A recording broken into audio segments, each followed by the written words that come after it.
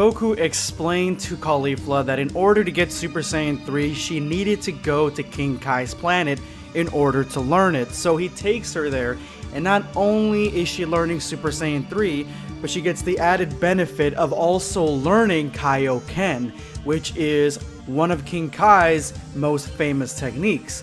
Now she gets to go and learn from the one guy that can teach her how to be a complete and utter badass.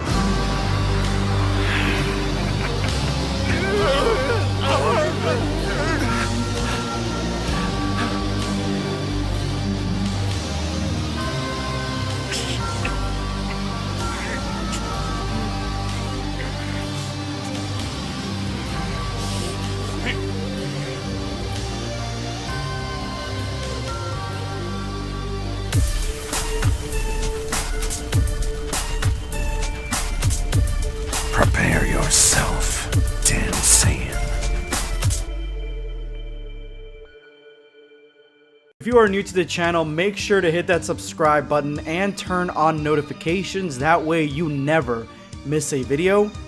These are today's hashtag end of video squad winners. If you would like to join them, watch till the very end of this video. Drop a comment with the hashtag end of video squad for a chance to get featured in my next video. This is the newest addition to DBZ's Caulifla series, where Goku is trying to train Caulifla after Dragon Ball Super has ended. Now, it seems like there are a lot of brand new Dragon Ball fan mangas coming from the Japanese side of things, and that's amazing. The only issue here is that I have to keep sort of doing these poor man translations with Google Translate. So I try to get as accurate as possible, and I get the gist of the story. It's just a little bit difficult. It's getting a little bit frustrating, especially when it doesn't work. So if you know someone that translates Japanese to English or knows how to do that, hit me up on Twitter. Also follow me on Twitter if you haven't already. That way we can work together to bring these Dragon Ball fan mangas to the Black Squad a lot easier. But Goku, presumably after Caulifla's training with King Kai, takes her to Vegeta, where Vegeta is surprisingly training Cabba in the gravity room. Now, to me, this is the next generation of Dragon Ball. Caulifla, Cabba, and Kale, their masters are already in Dragon Ball. You have Goku, Vegeta, and Broly, when Broly, actually starts learning a little bit more about martial arts, where he can teach it to somebody, or at least teach somebody who has a very similar ability to him how to control it, or lose control, either way. So this new arc, potential new arc, is already set up for us to explore in the future of Dragon Ball. That's why I like seeing Dragon Ball fan mangas, because they expand and add to things that Dragon Ball just won't do. But Cabba training with Vegeta feels very, very fluid in this manga, because we've been following the story throughout 3 chapters now of Goku training Caulifla. So it's kind of cool to think, like, in the background that Cabba's been training with Vegeta, and to think, what has Vegeta been training him on all this time? Did he take him to like the future to train with future Trunks? Did he take him to maybe Whis, because that's really his only other master, to train with him? The sky's the limit for the stories, but as of right now, Cabba is training with Vegeta in his favorite place ever, the gravity chamber. Once they arrive, Vegeta and Cabba are understandably surprised to even see them, and Goku's surprised to see Cabba, and that's when Cabba's like, it's been a long time since we've seen each other, and he ends up bowing to Goku, and Caulifla jumps right in and asks why Cabba is so messed up, why did he have so many scratches, like what is this training that he's doing that he's in such a bad shape? And then she looks over at Vegeta and says, so you're Vegeta. She tells Vegeta how she has a lot of respect for Cabba, because Cabba is the one that originally showed her how to get more power. He is technically her first master. He taught her how to go into Super Saiyan, so she tells them that she's got a lot of love and respect for Cabba, but when it comes to Vegeta, she never actually saw him fight or was even looking at him or aware of his existence during the match. She says that she doesn't even know if he's got power, and if he's going to be Cabba's master, then he should have sufficient enough power to train him.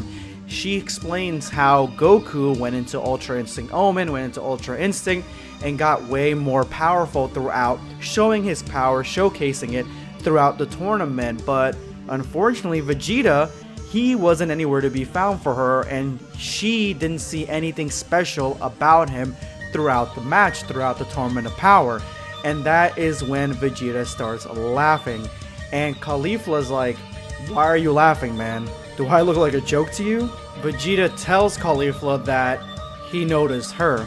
He noticed her through the Tournament of Power, and he was surprised that there was such a strong female Saiyan in Universe 6 or in existence at all, that a Saiyan like this, of this caliber, could become this powerful. And this was as big as a surprise to him as originally Goku was when he first fought him, a good Saiyan. And that is when Caulifla completely changes her tune and says like, "Wow, you're exactly what Cabba was talking about. You're very stern, strict, straightforward, and direct and surly, but you're exactly what he explained." And Cabba's like, no, I never said anything like that." And then Vegeta's like, "You called me stern?" She's like, no, I never said anything like that. And that's when Caulifla starts stretching, and she's like, "You know what? I like somebody that's extremely direct like you." And that's when she transforms into Super Saiyan 2 and goes, "Why don't you show me your full power?" And Vegeta turns into Super Saiyan 2 as well and says, "Wow, so you already have Super Saiyan 2, huh? This is going to be interesting. Let's fight." Cabba explains how he has really not seen Vegeta this interested in a fight in a while, and Goku says, "Wow, Caulifla sure has gotten way stronger than when I first met her." And that is the end of the chapter. So now we have Caulifla about to fight Vegeta in the gravity room, and honestly, I would love to see this fight. I highly doubt we see it, because this isn't really a fighting manga, fan manga really, as opposed to what we've seen so far. This is more like character interactions, things you would like to see in the story, stuff like that. Things that delve more into and deeply into than just fighting, which Dragon Ball Super and Dragon Ball sometimes drops the ball on. But who knows, maybe the next chapter we'll actually see them fight. I'm thinking that we're either going to be seeing in the next chapter somebody else training Caulifla, maybe Whis, or we're going to follow the story of Cabba next. Or, my personal favorite, I would like to see Kale training with Broly, like on Planet Vampa or something. That would be really, really cool to see. Maybe Broly explaining how the Berserk power works, something along those lines. Again, these three, in my opinion, have so much potential for the next generation of Dragon Ball. I know a lot of you guys would like it to be like, Goten, Trunks, Pan, Bulla. They can be in there as well, but I'm telling you right now, these three, they should be getting their own arc on their own. I think that they have enough potential, and if written correctly and pushed through a realistically good story, they would be fucking fantastic, and I would love to see them more focused on in the future of Dragon Ball Super. That's the reason I love Dragon Ball fan mangas. They give you something that the Dragon Ball anime and manga sometimes don't, or just won't. But anyway, guys, if you have made it to this point of the video, you are now part of the hashtag End the Video Squad. Thank you so much for making it to this point. Don't forget to drop your comment with the hashtag End the Video Squad for a chance to be given a shout out in my next video. Today I'm going to be responding to Guy Walker. What if My Hero Academia characters were in Tournament of Power? What characters from My Hero would you choose to represent their universes, and well do you think they do? I think that they would do terribly because the power scaling does not fit.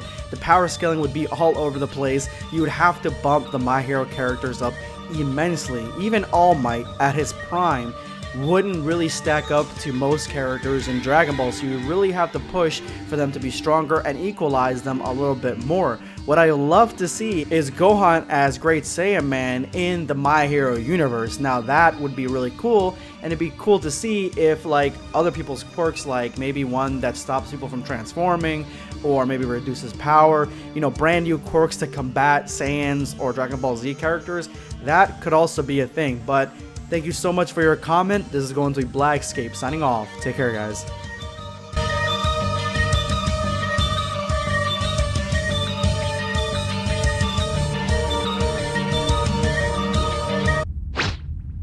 Subscribe for more content.